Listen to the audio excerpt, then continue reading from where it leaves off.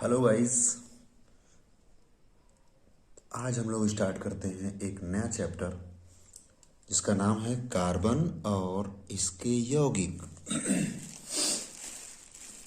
तो इसमें हम लोग सीखेंगे आज कि कार्बन क्या है और इसके यौगिक किसे कहते हैं। तो कार्बन एक अधातु है और यह जीवन के लिए उत्तरदायी अणुओं का एक आधारभूत तत्व है। कार्बन हमारे पृथ्वी पर और वायुमंडल में बहुत ही कम मात्रा में पाई जाती है।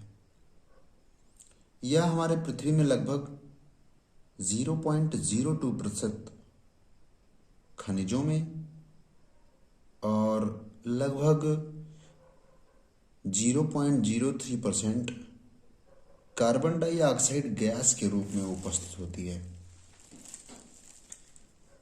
तो हमें यह समझना है कि कार्बन जो अन्य तत्वों के साथ जुड़ करके बंध का निर्माण करता है, वो किस प्रकार से बंध का निर्माण करता है। तो इसमें हम पहले टॉपिक शुरू करते हैं कार्बन में आबंधन। कार्बन में आबंधन मतलब कार्बन में बंध किस प्रकार का बना होता है। तो कार्बन एक ऐसा तत्व है जिसके अंतिम कोश में 4 इलेक्ट्रॉन होते हैं। बेसिकली कार्बन का परमाणु क्रमांक 6 है। इलेक्ट्रॉनिक विन्यास करने पर पहले कोश में 2 इलेक्ट्रॉन, अंतिम कोश में 4 इलेक्ट्रॉन। तो ये जो अंतिम कोश है इसी को हम संयोजी कोश भी कहते हैं। तो जब यह किसी अन्य तत्व के साथ जुड़ता है तो संयोजी कोश के ही इलेक्ट्रॉन भाग लेते हैं अन्य तत्वों के साथ जुड़ने में। तो इसके अंतिम कोश में 4 इलेक्ट्रॉन है, अर्थात कार्बन अन्य तत्वों के साथ जुड़ेगा तो अपना अष्टक पूरा करने के लिए इसे 4 इलेक्ट्रॉन की आवश्यकता होगी। तो ये 2 क्रियाएं करके अपने अष्टक को पूरा कर सकता है। ये 4 इलेक्ट्रॉन किसी प्रकार से या तो त्याग सकता है या कहीं से 4 इलेक्ट्रॉन ग्रहण करे तो इसका अष्टक पूरा हो जाए। तो ऐसी कंडीशन में 2 पॉसिबिलिटी बनती है, 2 संभावनाएं बनती हैं कि पहला, इलेक्ट्रॉनों का त्याग,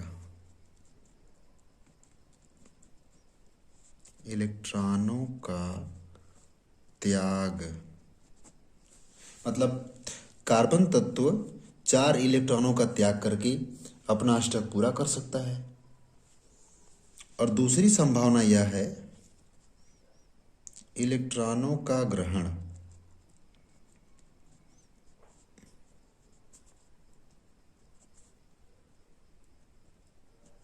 यानी कार्बन तत्व इलेक्ट्रॉनों को ग्रहण करके अपना अष्टक पूरा कर सकता है। 4 इसके अंतिम कोश में है, 4 इलेक्ट्रॉन बाहर से इसमें, और यदि कोई दूसरा तत्व त्यागे इसके साथ तो इसका अष्टक पूरा हो जाएगा। तो कार्बन ऐसा तत्व है कि ये दोनों ही क्रियाएं नहीं करता है, ना तो वो इलेक्ट्रॉनों का त्याग करता है ना ही इलेक्ट्रॉनों को ग्रहण करता है, बल्कि ये अपना अष्टक पूरा करने के लिए अन्य परमाणुओं के इलेक्ट्रॉनों से साझा करता है। अतः हम यह कह सकते हैं कि कार्बन में जो आबंधन होता है उसकी प्रकृति होती है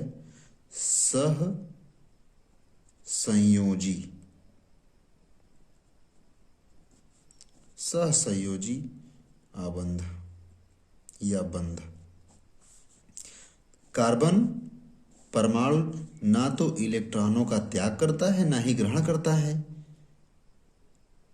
बल्कि ये अन्य परमाणुओं के साथ अपने इलेक्ट्रॉनों का साझा करके सहसंयोजी बंध का निर्माण करता है। तो कार्बन ही एक ऐसा तत्व है जिसकी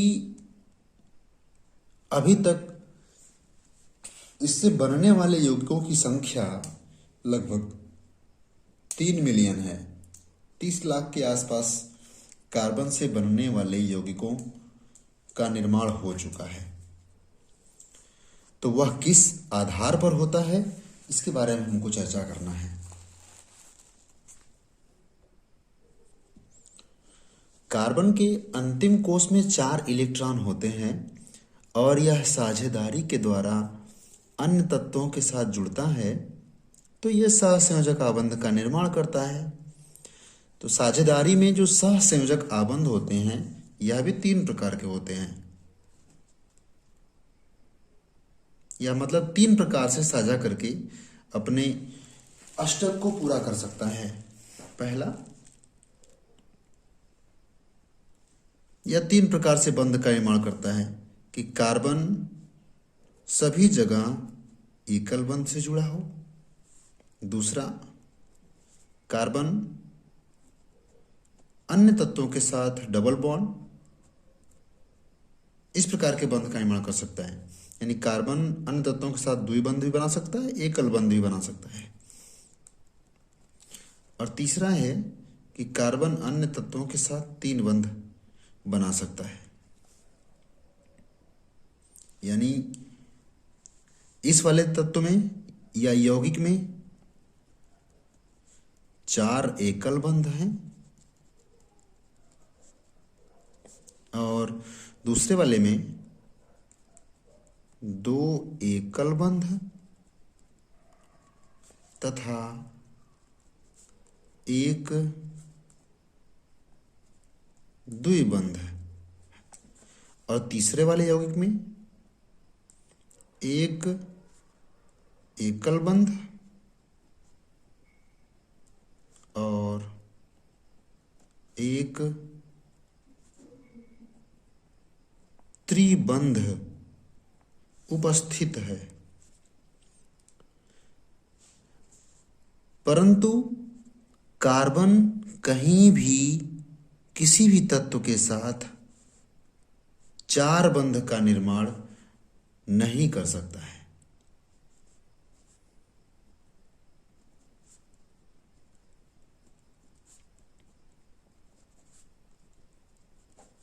इसी गुण के कारण इसकी श्रृंखला लंबी होती जाती है और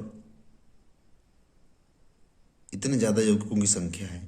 अगर यह 4 बंध बना लिया तो अब इसकी श्रृंखला आगे नहीं बढ़ सकती है, क्योंकि कार्बन के अंतिम कोष में 4 इलेक्ट्रॉन है और वह 4 बंध का निर्माण कर सकता है।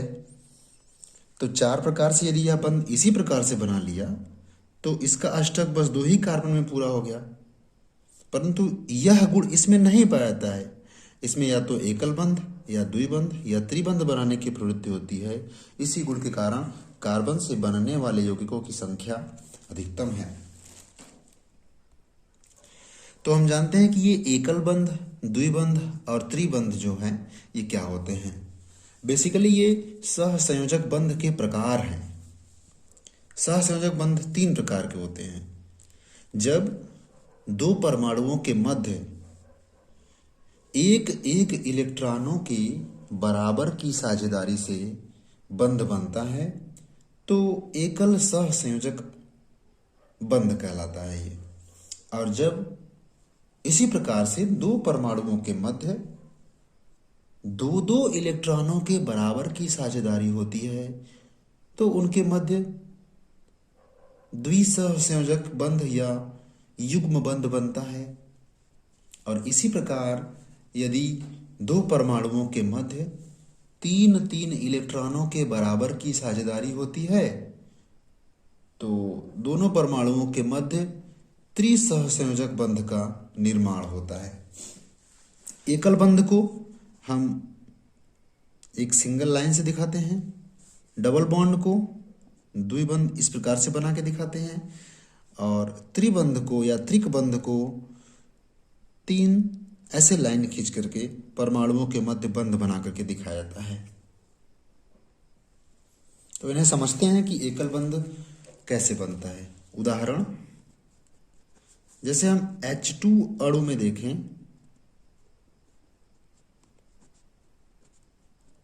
हाइड्रोजन के दो परमाणु जुड़े हुए हैं, तो हाइड्रोजन के हम दो परमाणु को ऐसे पास पास में लिख देते हैं। इसमें जो ये हाइड्रोजन है, इसके अंतिम कोश में एक इलेक्ट्रॉन होगा, इसके भी अंतिम कोश में एक इलेक्ट्रॉन होगा। ये इस हाइड्रोजन का इलेक्ट्रॉन, ये इलेक्ट्रॉन इस हाइड्रोजन का है। तो ये दोनों परमाणु अपना अष्टक पूरा करने के लिए, यानी अपने निकटतम अक्रिय गैस की अस्थायी संरचना प्राप्त करने के लिए एक एक इलेक्ट्रॉन का साझा करते हैं। तो ये हाइड्रोजन परमाणु इसके एक इलेक्ट्रॉन के साथ साझा कर लेता है, दूसरा वाला हाइड्रोजन भी इसके एक इलेक्ट्रॉन के साथ साझा कर लेता है। तो इस प्रकार हाइड्रोजन और हाइड्रोजन दोनों परमाणुओं के मध्य एक एक इलेक्ट्रॉन का साझा हो जाता है और हाइड्रोजन और हाइड्रोजन के बीच एकल बंध का निर्माण हो जाता है। तो इसी एकल बंध को हम कहते हैं एकल सह संयोजक बंध।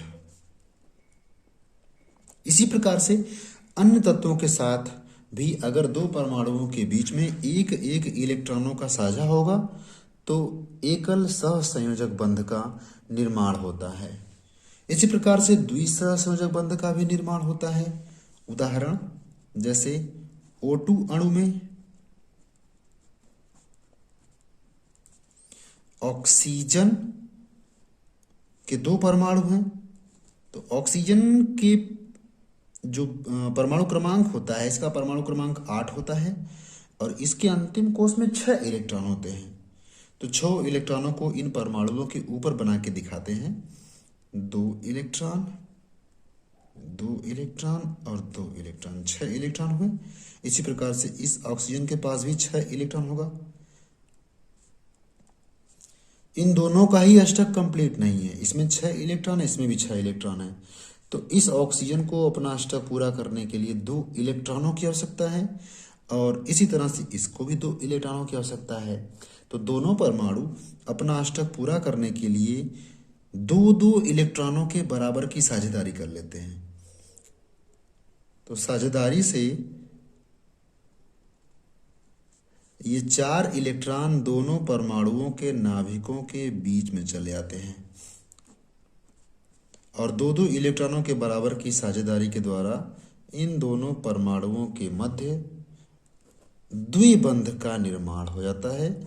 तो इस प्रकार द्विबंध का निर्माण होता है जिसे हम कहते हैं द्विसहसंयोजक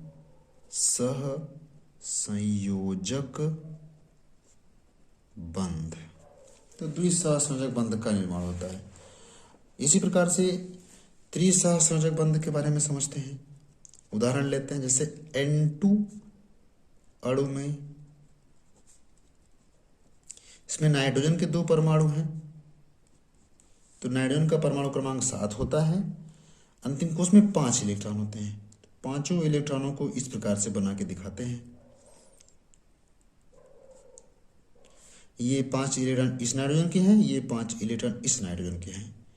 दोनों का ही अष्टक पूरा नहीं है, तो अपना अष्टक पूरा करने के लिए ये नाइट्रोजन इसके 3 इलेक्ट्रॉनों के साथ और दूसरा नाइट्रोजन भी इसके 3 इलेक्ट्रॉनों के साथ साझा करके त्रिबंध का निर्माण करता है, यानी नाइट्रोजन और नाइट्रोजन के मध्य त्रिसहसंयोजक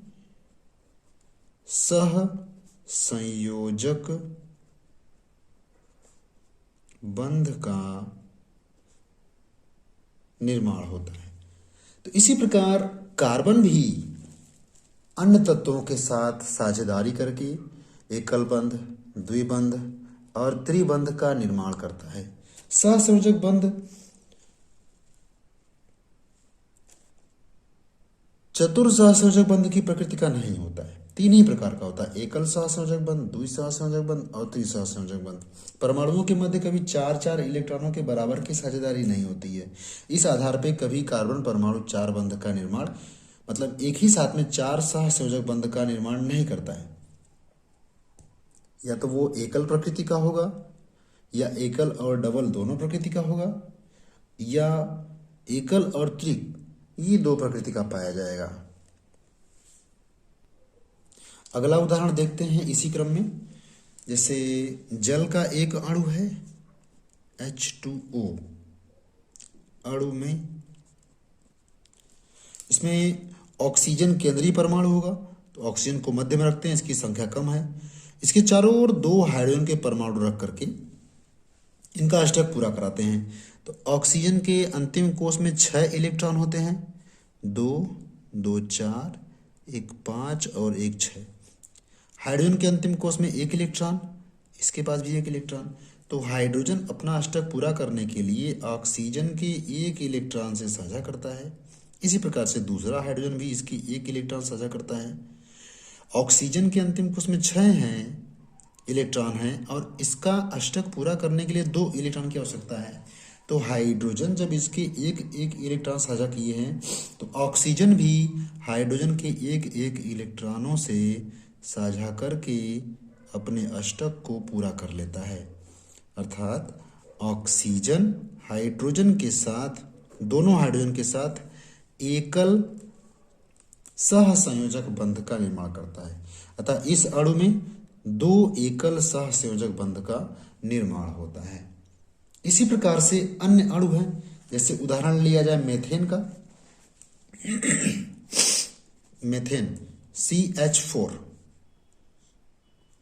ये अणु है मेथेन का। तो मेथेन के अणु में देखते हैं कार्बन की संख्या कम है, तो कार्बन केंद्रीय परमाणु होगा, हाइड्रोजन इसके चारों ओर के परमाणु होंगे।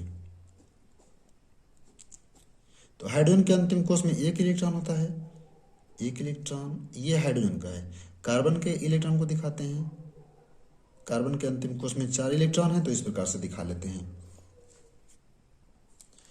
इसमें कार्बन के चारों इलेक्ट्रॉनों को दिखा दिया गया और हाइड्रोजन के भी। तो हाइड्रोजन अपना अष्टक पूरा करने के लिए 1 इलेक्ट्रॉन का साझा करता है कार्बन के इलेक्ट्रॉनों से। ऐसे ये भी करेगा, ऐसे ये हाइड्रोजन भी करता है इसके 1 इलेक्ट्रॉन के साथ। तो जब हाइड्रोजन साझा कर रहे हैं, तो कार्बन भी अपना अष्टक पूरा करने के लिए हाइड्रोजन के 1 इलेक्ट्रॉनों से साझा करके जुड़ता है और अपना अष्टक पूरा कर लेता है। तो इस प्रकार कार्बन और हाइड्रोजन के मध्य 4 एकल सहसंयोजक आबंध का निर्माण होता है। तो इस आधार पे हम देख रहे हैं कि एक कार्बन का परमाणु हाइड्रोजन के 4 परमाणुओं के साथ एकल सहसंयोजक बंध के द्वारा जुड़ा है। तो इस आधार पे भी यह संतुष्टि होती है कि कार्बन की जो संयोजकता होती है वो 1 2 3 और 4 होती है। अर्थात कार्बन एक चतुः सहसंयोजक तत्व है या चतुसंयोजक तत्व है।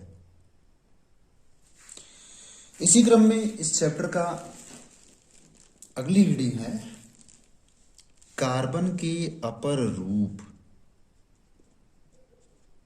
कार्बन के अपर रूप, अपर रूप का मतलब होता है दूसरा रूप। अर्थात जब कोई तत्व 1 से अधिक रूपों में प्रदर्शित होता है, या जब कोई तत्व 2 या 2 से अधिक भिन्न भिन्न रूपों में पाया जाता है, तो उस तत्व के 2 भिन्न भिन्न रूपों को हम अपर रूप कहते हैं और यह गुण कहलाता है अपर रूपता।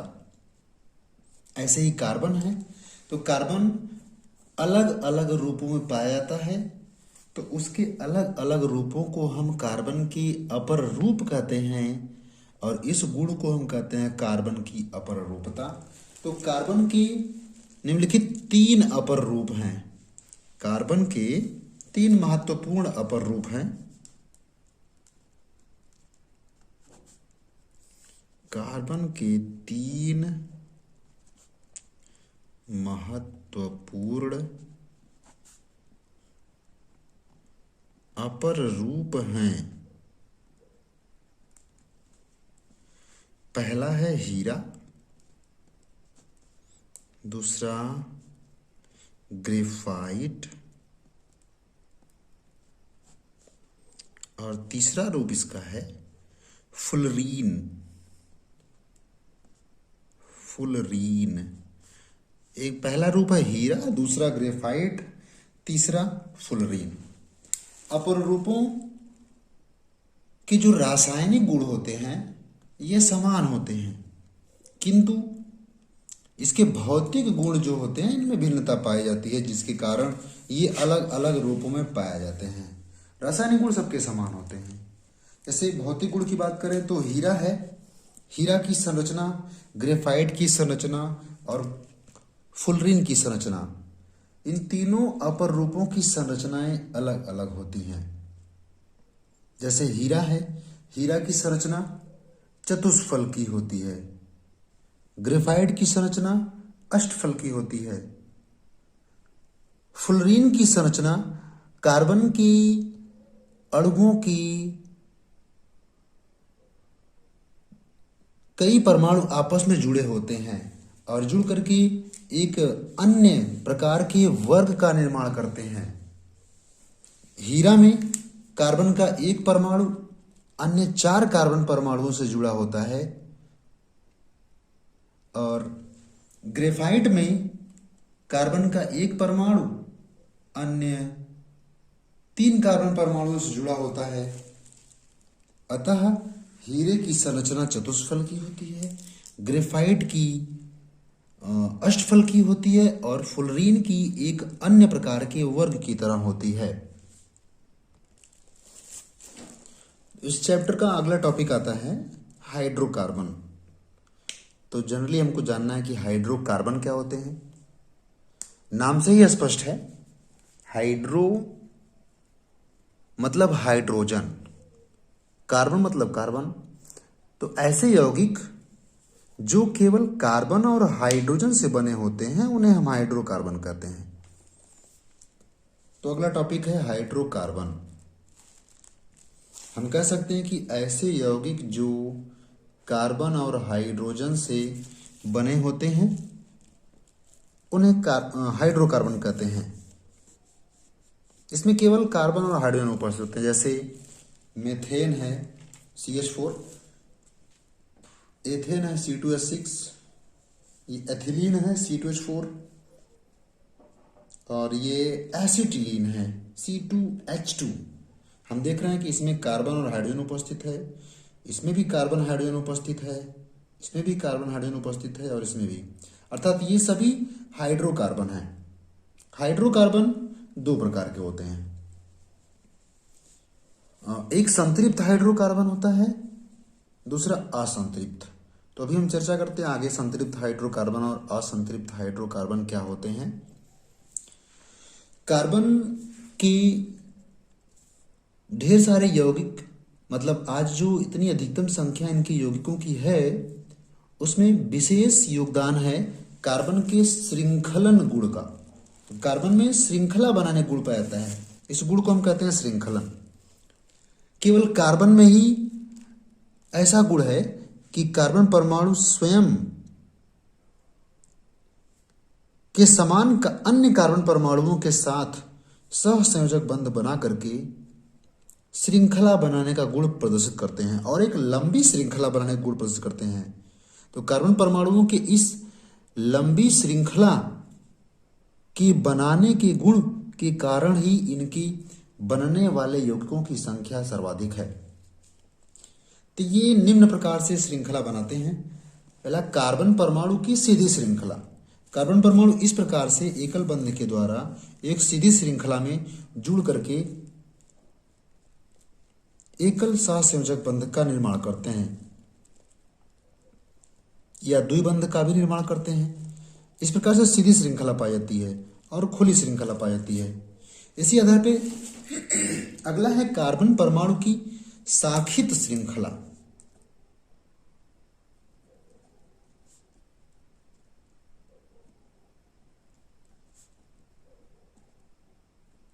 यह भी खुली होती है। शाखित मतलब एक श्रृंखला जो होती है वो कई शाखाओं में बटी होती है। जैसे इस प्रकार से कार्बन,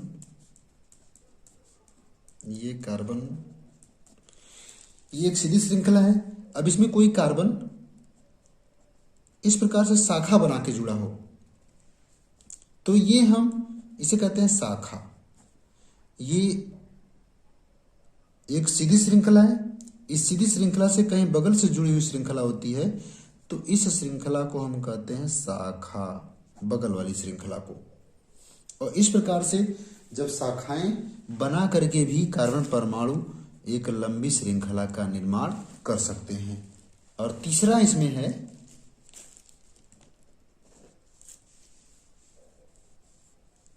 बंद श्रृंखला,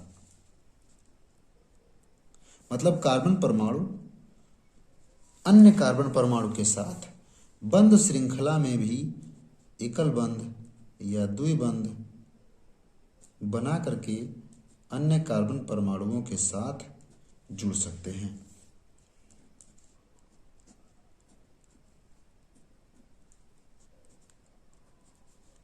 या इसे हम सीधे इस प्रकार से बना सकते हैं, ये इसे हम इस तरह शार्ट रूप में भी लिख सकते हैं, जो कि एक प्रकार की ऐसी श्रृंखला है जो एक साइकिल में है, एक चेन में है।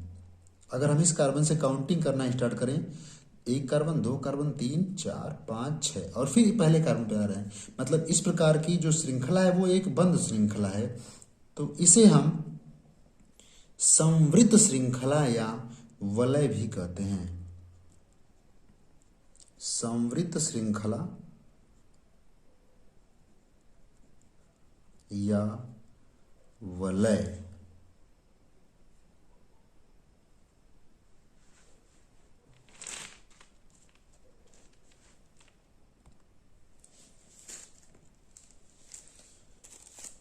हाइड्रोकार्बन के प्रकार को भी जान लेते हैं हम लोग। अभी आपसे चर्चा हुई कि हाइड्रोकार्बन 2 प्रकार के होते हैं। एक है संतृप्त हाइड्रोकार्बन,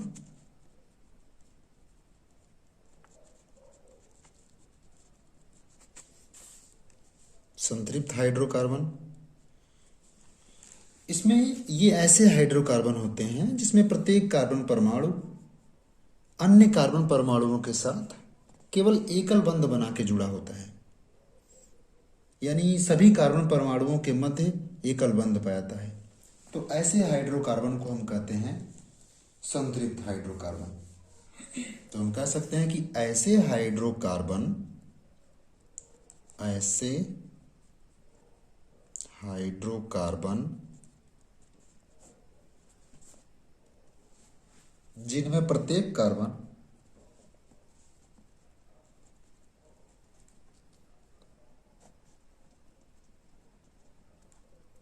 जिनमें प्रत्येक कार्बन परमाणु की चारों संयोजकताएं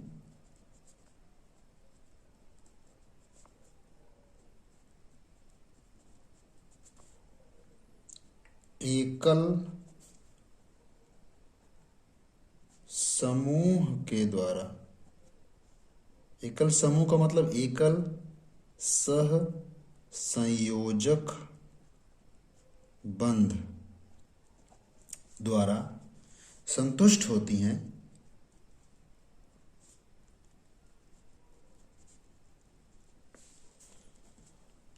संतृप्त हाइड्रोकार्बन कहलाते हैं। संतृप्त हाइड्रोकार्बन कहलाते हैं।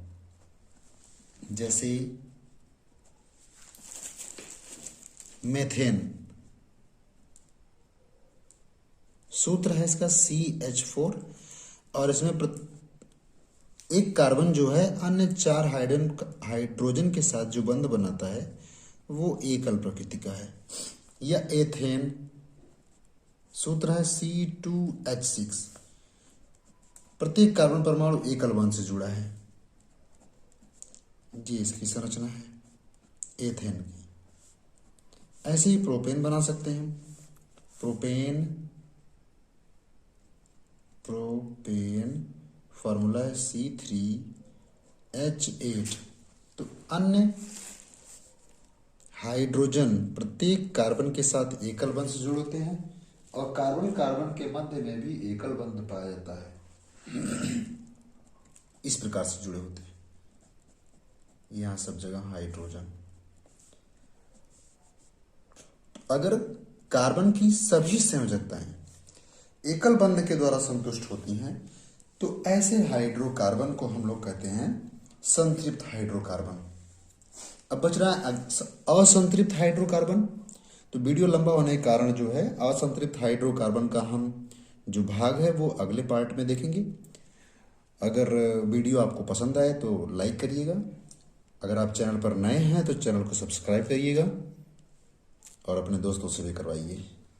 वीडियो पसंद आए तो शेयर करिए। अगला पार्ट हम लोग अगले वीडियो में देखेंगे असंतृप्त हाइड्रोकार्बन और जनरली कार्बनिक यौगिकों का वर्गीकरण और फिर क्रियात्मक समूह IUPAC नेमिंग पार्ट सब अगले वीडियो में देखेंगे हम लोग। तब तक के लिए धन्यवाद। जो कुछ चीज़ें क्लियर ना हो उसको कमेंट सेक्शन में लिखें आप लोग। और अगले टॉपिक पर वीडियो तो हमने बताया कि इस टॉपिक बनाएंगे, और भी अगर आपके कुछ डिमांड्स हो कि इस टॉपिक पर वीडियो बनाना चाहिए तो उसको कमेंट में लिखें और वीडियो को लाइक करें। मिलते हैं अगले वीडियो में।